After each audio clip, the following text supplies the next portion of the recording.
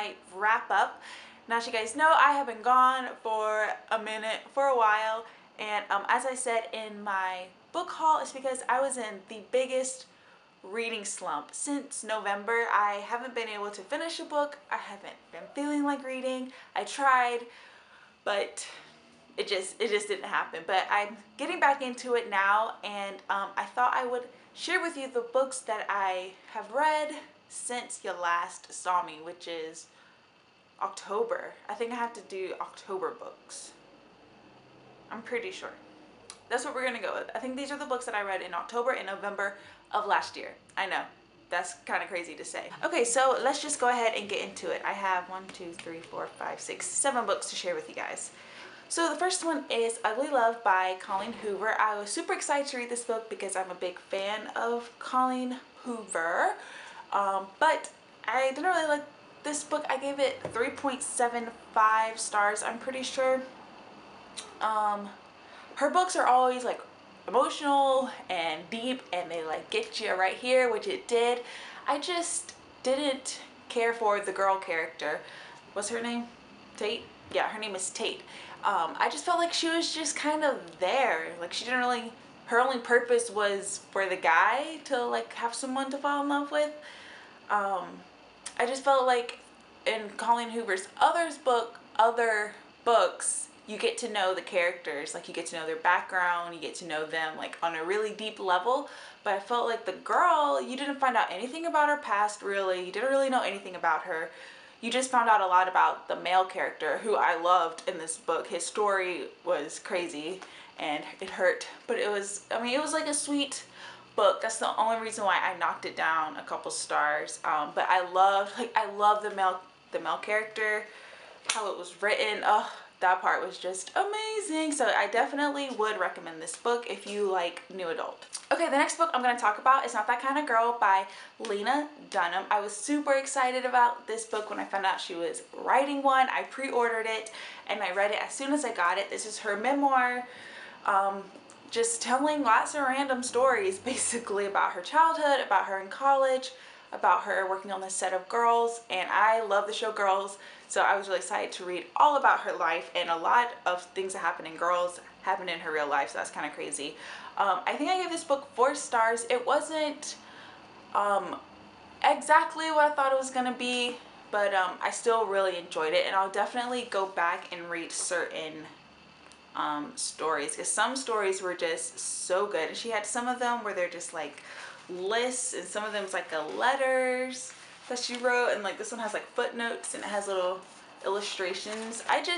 I enjoyed this book. I think if you're 20 something, you'll enjoy this book too. Okay, the next book I have to talk about is The Good Girl by Mary Kubica. This was the pick for my adult book club that we read in October, and I was not a big fan of this. I think I gave it 2 stars. Let's see, I have my computer here. Yeah, I gave it 2 stars. I was not a fan of this at all. I did already do a review for this, which I will link down below, or you can click on the book to hear my thoughts more. This is about a girl who gets kidnapped by this guy. He was supposed to drop her off with these people who like hired him to kidnap her, but then he decides to take her in the woods in this little cabin and just stay there for a little bit. And it switches perspectives, and it goes before and after, and I just didn't like it at all. So if you want to hear more thoughts on that, go ahead and check out that review. Okay, the next book is Shovel Ready by Adam Sternberg. This is the first in the Spade Man series. I received this book for review, and I already read it, obviously, and did a review on it on my blog. I'll link that down below. I really like this book. I think I gave it 4 stars. Yeah, I really like this book. It's really different. It's really dark, really gritty. It reminds me of those like old, like 50s noir crime films. That's what it reminded me of. I really liked it. This takes place in the future after a dirty bomb has hit New York, and thousands of people have died, and it's like desolate and empty. No one really lives in New York anymore except for 2 classes of people. The upper class, who stay inside and don't leave, and they're just hooked up to these machines where it's sort of virtual reality, but it's their dream world. And then you have the lower class who live on the streets and are fighting to survive.